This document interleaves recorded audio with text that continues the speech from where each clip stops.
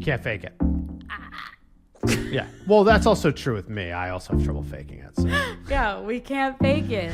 Is it because we're Libras? Yes. Are Libras supposed to be...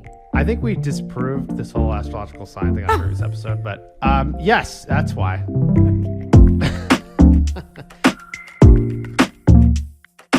Welcome to Talking Too Loud with Chris Savage, the show that's serving up the loudest takes on building businesses, top-notch products, and unforgettable brands. I'm here with Evan Kirstel, B2B thought leader and influencer, content creator, and co-host of What's Up with Tech podcast. Evan, thanks for being here. How are you? I'm living the dream. Thanks so much for having me here. Living the dream. That's amazing. Big. That's great. You can't beat that. You really can't. You can't. That's the one answer you can't beat. Well, we have to start with my favorite question. I mean, the podcast is called Talking Too Loud because whenever I get excited, I cannot control the vibe of my voice. So I have to ask, Evan, what has you talking too loud today? Well, I think it's every time I discover a cool new AI or SaaS app, to be honest, as a solopreneur, more or less, I have some help on the back end of what I do, but, I had a nice little business for 8 to 10 years.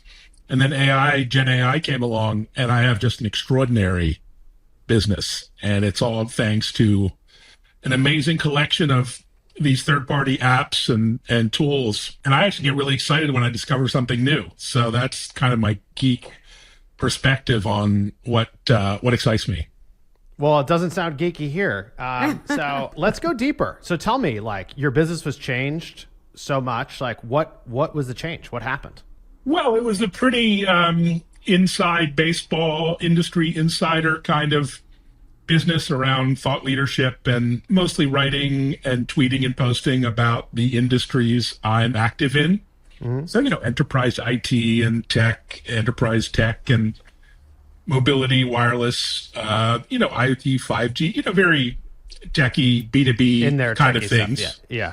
And, discovered through tools like yours and others, I could be a one-man media company and basically turn, this into this being, my point of view, perspective, social media engagement into a true media company with, many, many clients and tens of millions of reach in terms of audience and a video, audio presence on every major platform, out there in the industry. And that was just an eye-opener, especially with the rise of Gen AI over the past 2 years. I feel like I have a team of about 8 working for me now. That's wild. But they're not people. They're apps and bots and tools and other kinds of applications that allow me to scale in ways that, unheard of a few short years ago. That's amazing. I mean, it seems like what's happening with you is something that is happening with a lot of folks who are realizing the leverage on their opinions and their expertise is kind of greater than it's ever been before. Let's just go one layer deeper in this onion, to understand your workflow a little bit so that others can kind of understand and benefit from that. What you're doing now is something that I think a lot of people are trying to figure out. Where can they use agents to help them scale? Which Gen AI tools actually deliver value and which ones don't? Yeah, and I'll do that without naming brands, because if you ever looked on Product Hunt, there's hundreds, thousands of different apps, and I don't want to get into one A versus B versus C kind of app. But basically, the idea is to create a piece of content. Maybe it's a written word, maybe it's a podcast, maybe it's a video chat like this, and to turn that into hundreds of different content forms tailored to, thousands of different audience interests, and to do that effortlessly, really, without the kind of work that was typically required in copy editing or in creating social media copy or in video editing or in audio podcast editing, all the drudgery, the grind that used to be associated with scaling up, scaling out your content is now effortless. And so it's amazingly freeing of time and effort that typically I'd spend, hours and hours a week on this sort of stuff. And now it's off the click of a button. And the exciting part is we're only getting started. I have 8-10 different tools that I leverage for this and, some automation on the back end. but you sort of hinted at AI agents and what's coming next. And I think we're at the beginning of a journey that's really exciting, and it's going to be extraordinary over the next 5 years. So let me just say this back and you tell me if I'm right. Basically what you're saying is you'll do an interview like this, or it could be just someone else's podcast, your own podcast, live event. You create one big piece of content. And then from that one piece of content, you're making hundreds of pieces of content that are designed for different platforms that all, are different ways of engaging with the ideas, probably different clips, newsletters, but like really magnifying the impact of your time and the conversations that you have and the content you create. Yeah, and in a multimodal way. I mean, I typically was never an easy writer. I didn't write effortlessly, but the idea of taking this conversation in the video word or the spoken word and turning that into a long form blog after this discussion, piece of cake, right? Yeah. The idea of taking this and putting it out on 30 different podcast platforms with all the leveling and editing and noise canceling and, piece of cake. The idea of taking this and putting it on Instagram, Spotify, YouTube, LinkedIn, Twitter, Facebook, Reddit, Quora, and maybe a few others I missed in different formats and lengths and with highlights and subtitles and captions, and piece of cake. So it allows you to really focus on the conversation or the content and not worry about the things we had to do with that content afterwards. That's awesome. Okay.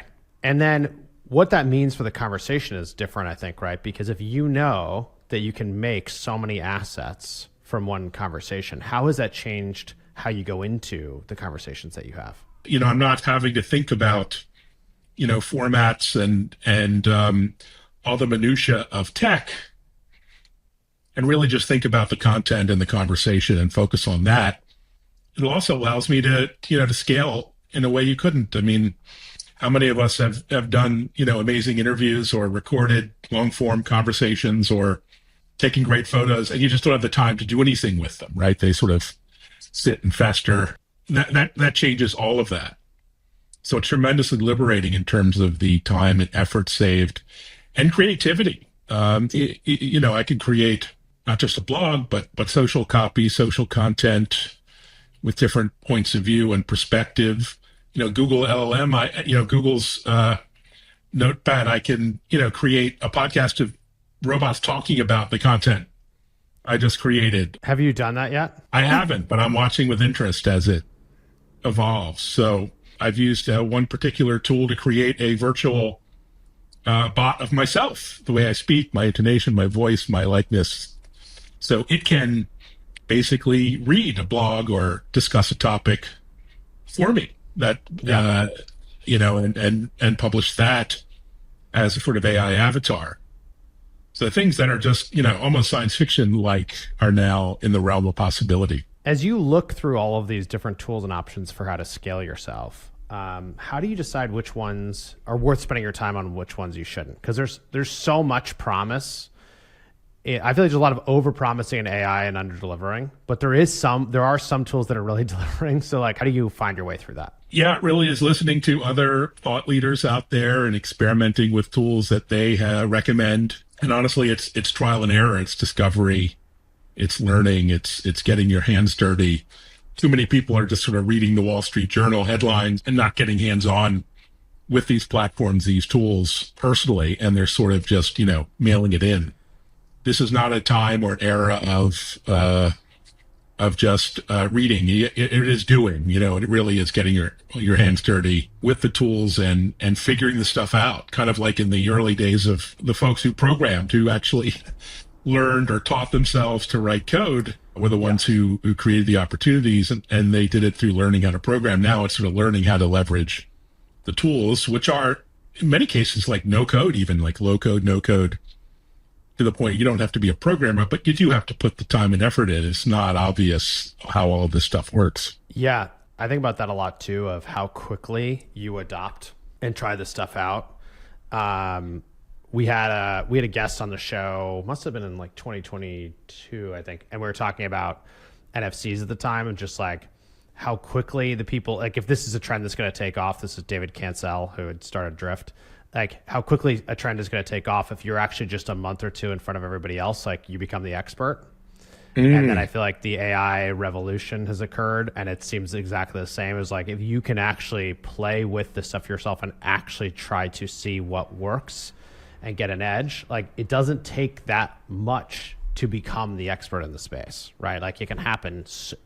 You sometimes you just need a month lead. That's enough. Yeah, and I think, the way things are moving, a month is a long time in this space, 6 months, a year. So if you haven't started the journey, it's not too late. We're just getting started, but you can't start soon enough. A year ahead is like a lifetime. Yeah.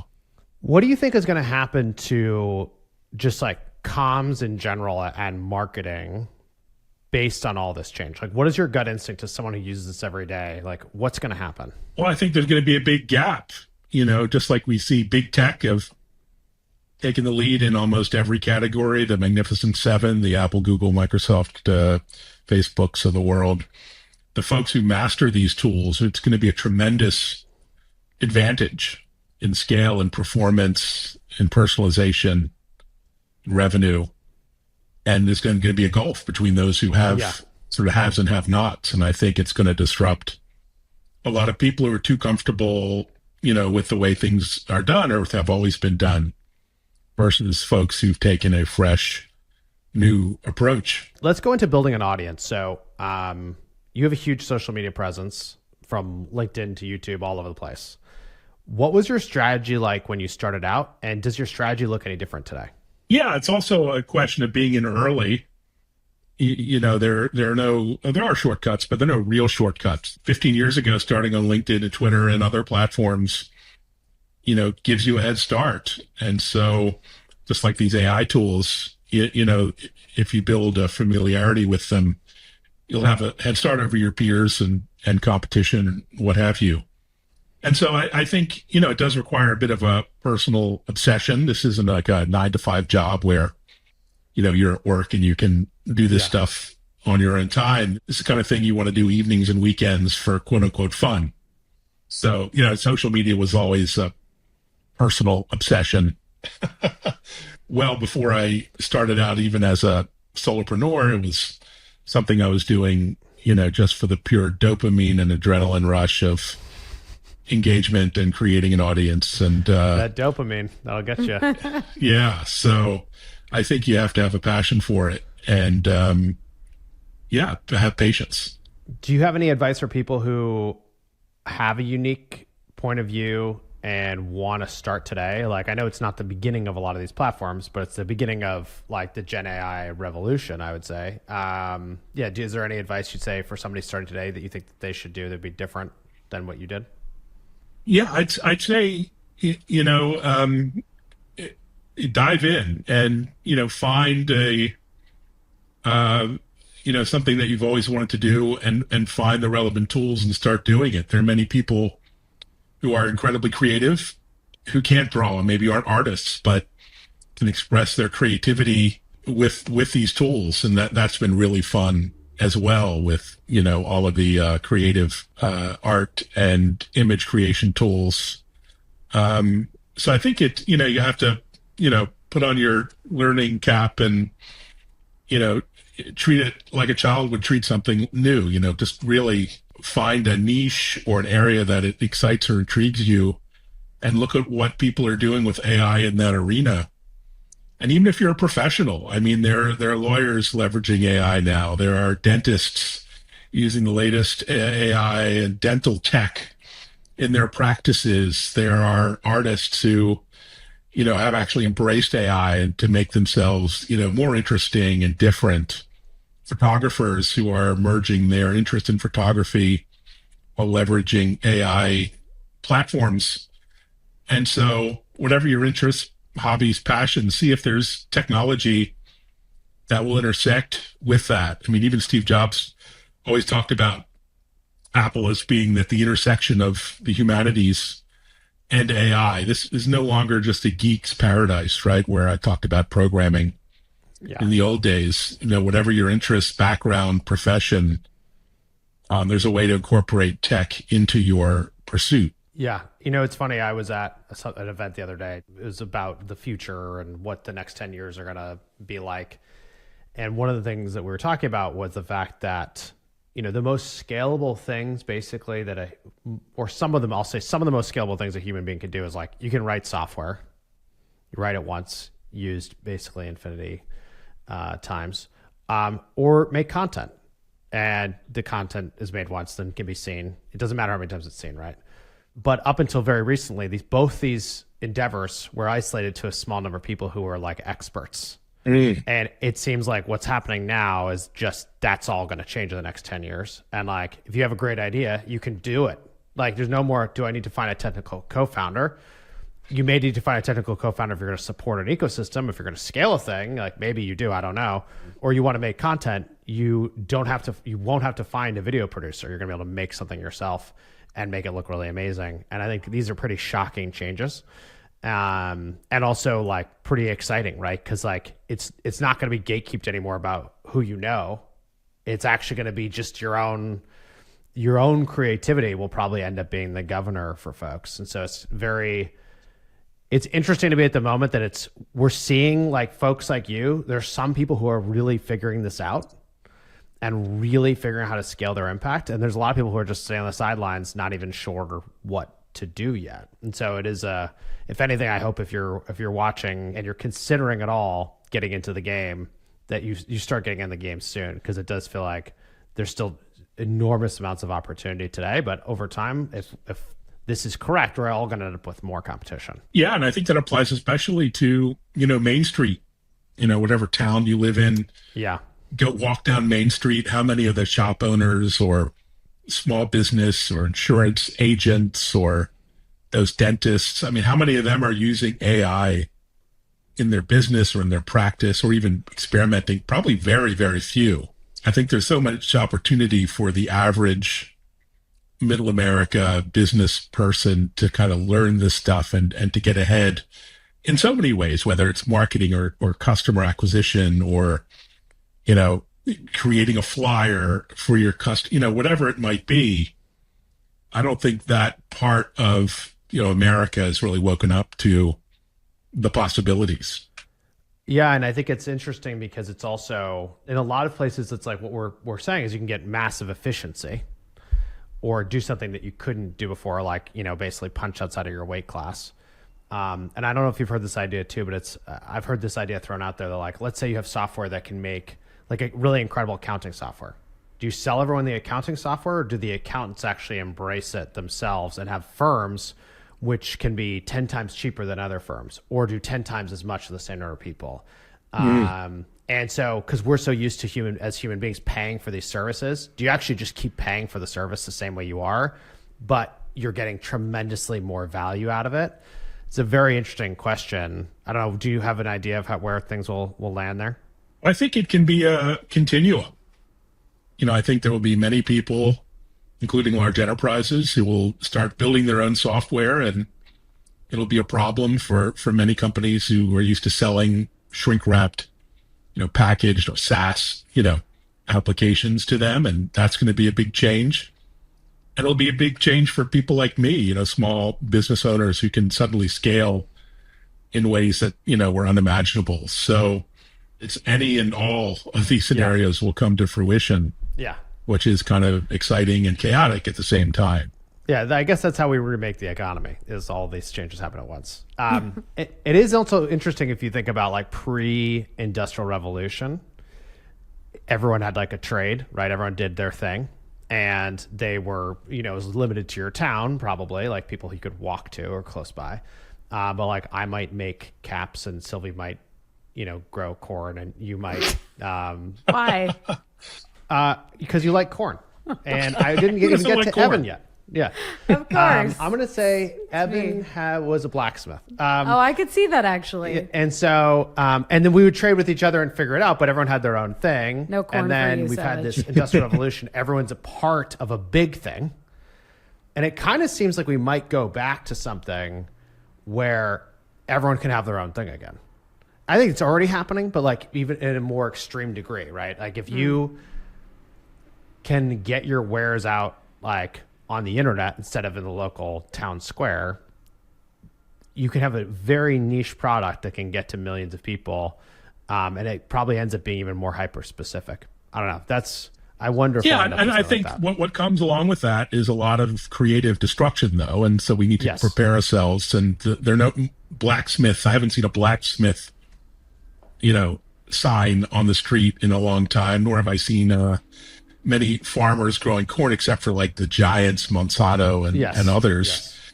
And I suspect there'll be a lot of disruption, change. It'll be quite painful for a lot of professions who are white collar, who are used to, just doing Excel spreadsheets and cranking numbers and doing the farming of the 21st century, just very, rote kind of, semi-analytical work. And that's going to be a big disruption too. And there's a lot of fear of what that means for white collar folks as well. So, tremendous upsides and risk and uncertainty as well. When it comes to like content specifically and creating derivative content from, let's say, this one podcast episode, do you think that the derivative content is diluted? Do you care? Is the reach sort of like the compensation for it feeling just like, I don't know. Does it still feel like it's authentically you, I guess, is my question. Yeah, I mean, it's about meeting people where they are. And, if someone's on Instagram, they're not going to read a 1,000-word blog. Maybe they're going to listen to my avatar talking about that topic in my own voice for, 3 minutes. If I'm on LinkedIn, maybe it's a, 200-word post. But it's the same content. It's just delivered in different mediums and forms and formats, depending on what that audience prefers. And I think that's what it's really about. Maybe someone wants to watch it on YouTube at 3 times the speed as I do most of the time. And so you format it so that it makes sense for that. So it's about reaching people where they are, and it gives you access to audiences you just would never have had in the past. I mean, I think Evan is right that basically we have to meet people where they are. And the way that I say this a lot now is like expectations have shifted. And so audiences, some people just want to watch and some people want to listen and some people want to read. And you have to give them those 3 options for the types of content you're putting out there. And as I've said that in the past, I've talked a lot about like on your website, right? If someone's coming to your website, they're consuming content on your website, they're trying to understand your product better, your service better. If you don't give them the modality they're looking for, you're going to miss out. And I think what you're saying is like people are in different frames of mind when they're using these different platforms, right? So if you're on YouTube, you might be more willing to watch long form things. If you're using YouTube Shorts, you're obviously looking for short stuff. If you're on TikTok or Instagram Reels, it's short. It's obviously video first. And you have to match the message to the medium that people want to consume. And I think the question is kind of like, how do you break the content down and keep it in your voice for these different channels? And that does seem like a lot of what when folks are using Gen AI well to break content into pieces, I think that's what they're talking about. Mm-hmm. Is like, you look at the short version, you're like, oh, this still feels like it's the right tone, it's the right message. Like the essence of the creator. Yeah. There. And I think when it doesn't work, it doesn't. You look at it like you often can't even publish it. So it's like, if it doesn't meet those standards, then you're definitely not building a brand around the content. You might be able to solve one query someone had, but I think it's pretty hard to build a brand if the content doesn't have some consistency. I like it. You said something else in here, Evan, which is worth hitting on too. We had this guy, Scott Clary, on the show recently, really great episode. And Scott talked about, he thinks the thing that a lot of creators miss is they don't break their large piece of content down into enough small pieces. Like they think they've made 3 clips and that's enough. And he basically said the same number as you, just like, you need to make 100. And it's pretty wild to think about that you can even say that today, right? It's like, it was like a few years ago, if we said, we're going to make 100 clips out of this podcast, we were like, no way. You're not doing that. It doesn't make sense. And now it's like, well, it's kind of crazy if you're not approaching it with that perspective. You know, you're basically missing out. That's a pretty wild difference. Yeah, and it sounds conceited to say, oh, I'm going to put out 100 pieces of content, look at me. But it really, the platforms work in a way now that they serve up content specifically to people who think are interested in that piece of content and what's contained in that. It's all AI driven. It's not like an email newsletter that it's sent out to everyone on your list. And so context matters. If you're talking about a certain topic, it's going to be delivered to certain kinds of people with interest in that, and vice versa. And so you have to consider how the platforms work when you think about putting out content at scale in that way. And what you're saying that in a really freeing way. You're saying you can feel free to put out tons of content because the truth is the algorithm is sorting it to the right person. Yeah, I mean, I've tweeted over 15 years 1 million times, and that sounds ridiculous if you break it down. But no one has seen 1 million tweets, right? Yeah. They've seen the tweets that are presented to them that are somehow relevant or the algorithm believes are relevant, and some of those are high value, some are complete duds, but it really doesn't matter. You're not penalized. At least on Twitter, some platforms you have to be more careful for putting out content at scale. Yeah, that's a big difference. That is a huge difference. That's a very, very big difference. I think anyone coming from traditional media can struggle with this because you think, I have my subscriber, they're going to see everything if I push everything out to them. And that's just not how it works anymore. No, sadly. And so, that's why, big brands are doing paid media because they need their content to be seen by eyeballs. And if you're doing organic social, as I am and many of your clients are, it's a completely different ballgame. What's your favorite channel? I think LinkedIn has really come such a long way into being a true media platform with its long form, articles capability and its newsletters. And I mean, it has a graph of the entire enterprise landscape. And now with Microsoft, it's just a must, visit destination now for pretty much in the enterprise. But it's, not sufficient. They're just other audiences. And of course, Google YouTube is a must visit destination there. I spend probably an inordinate amount of time on YouTube. So it's no longer, demographics and that drive the destination. It really is. All of us are on these platforms now. Yeah, it's amazing like the change. Okay, I want to go into rapid fire. So we have a bunch of questions and just your most rapid fire answers. Ready? I don't know why I giggle at the start of every You just like having rapid things named fire. something, I think, Sylvie. I do. I love names. All right, up first, very tough question. What is your go-to karaoke song? I'd have to say Mac the Knife. Oh, Classy. wow, nice. Classy. Yeah, and because classic. you don't really have to sing. You can kind of talk. Oh, the shark babe Yeah, and you can has get such through it. teeth, dear. It really doesn't matter if you can sing with that one. So that's an important. I like that one. What's a movie you could watch again and again? Well, it's actually something I do watch again. The Godfather, 1, 2, 3. I love them all equally. You love them all equally? They're all equally good. None of this 2 versus 3 versus 1. What? It's a masterpiece, a masterwork. And if it ever comes on, I lose 3 hours right off. I the do top. need to see it again. I just saw Megalopolis, and so it really made me think I need to go Haven't back. seen that yet. Megalopolis is something else.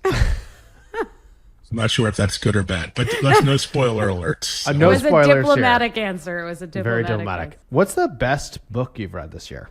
Malcolm Gladwell's reintroduction or re-release of The Tipping Point, Okay. really, really good. And he sort of updates it for the modern era. I Okay, just cool. got that for my sister. Yeah, really, really great. All this stuff is amazing. So All right, we'll add that to the list. And what's your dream job other than your current one? I think something like my current one where I had to work a bit less, maybe less than 7 days a week. But, trying to build a little media empire. I have this idea, in 5 years, AI will allow me to basically just sort of oversee and tinker and direct and manage this business. But really, I'll be very hands off. It'll be a self-running, self-organizing self-managing little media business, and that would be great. So what I'm doing today, but with less effort, I think would be nice. But you're planning for that future, so that's great. Yeah, and interviews like this, I send in my avatar. It's me, but it's AI. Yeah. And it has a chat with your avatar, and done. We just did a podcast. Now I'm like, are you real? Is it People really have questioned you? that over the years. That would be incredible. It's like, whoosh. Yeah. Yeah, the big reveal. The big reveal. Evan, where can people find you? Just any of the platforms at Evan Kirstel. There's only one of me today. The avatar will come soon, but at EvanKirstel on any platform. I can't believe in the pre-industrial revolution, I'm a corn farmer in your eyes. And I think I said I knit hats. Wait, did you say that? Yeah, I think that's what I said. Okay, I feel like I was blinded by the corn. That's all I heard. I was like, Sylvie, you're going to be a corn farmer. You're going to have fields of corn, and I'm going to be at home knitting. That's basically what I said. Okay.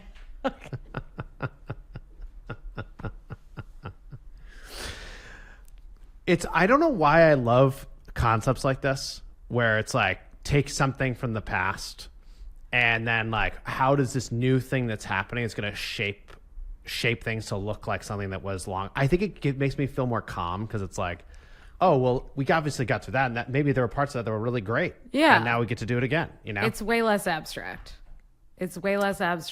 And yeah, you sort of, it's like telling yourself a story instead of, you're like, this is the story of the Industrial Revolution. We were here, then we were here, then we were here. Yeah. And I think it's like it's a lot of it's just, I mean, we're guessing it's what's going to happen. Yeah. Right. Which is interesting to guess at what's going to happen on a podcast. Like I think when I started this with you, I didn't think that that's what we'd be doing a lot of. And yet it's actually like what I've found to be the conversations I have with people in the real world. I was like, what's going to happen next? What's going to happen? Everyone's always talking about it. So it's kind of fun actually to talk about the open and get the conversation going in a more open way. And it was great to talk to Evan about that. I think it was like one of the things I found really interesting about him in this episode is he's very matter of the fact about what's happening. Very. Yes. It's like old hat. He could play poker. He has a poker face. He has a poker face. And I think it's just like, yep, this is what I do now, is I basically would have needed 8 people before to do what one person can do. Yeah. It's always really funny to me to talk to someone who is so clearly passionate, like based on the information that they're sharing, based on the point of view that they have, but say things so matter-of-factly, because that is not in my DNA. No. Once again, reminded that if you are not playing with AI, whether you have some philosophical grapples with it or some tech confusion about it, just get in there and see what it's all about. Get in there. Yes, I think it is a huge plug for that. We had a hackathon last week, and Brendan was doing something in the hackathon. And he had this idea for a part of the app that he just wanted to reimagine how it could be designed. And so he basically pulled up a few different AI tools, and he's just having a conversation like in his browser with like what he wants it to look like. And then it comes back with something like, I don't like that. And comes back with something like, I don't like that. And then with it, he said it took a couple hours. But when you saw the result, you're like, this is crazy. Like, this is amazing. How much it looked like Wistia, how simple and easily it fit in with everything else, but it was also providing new functionality. It's probably going to change how we design some of the stuff we design. Wow. And I say that because we've tried a lot of these tools that didn't deliver. It was basically, he was made a prototype that you could click around with and use that had a fresh design. And that was all done with AI. And so it's just one example, but I think like, we're still at the very, very beginning of this. And I think like, you just got to get out there and try stuff. And the downside is you might waste your time. And the upside is you might find something. But it's not a waste, because you're learning what you don't like. Totally. Yeah. Okay, great. There's no downside. It's just upside. They're downside. I don't know what they are. Yeah, there's like a we slight don't have opportunity to. cost, but well, Yeah. that's great and fine. Okay, thanks for joining us. Great episode, and don't forget to like and subscribe. Find us on LinkedIn. Shoot us a message. Say hello. Newsletter, clips, yada yada. See you soon. Bye, everybody.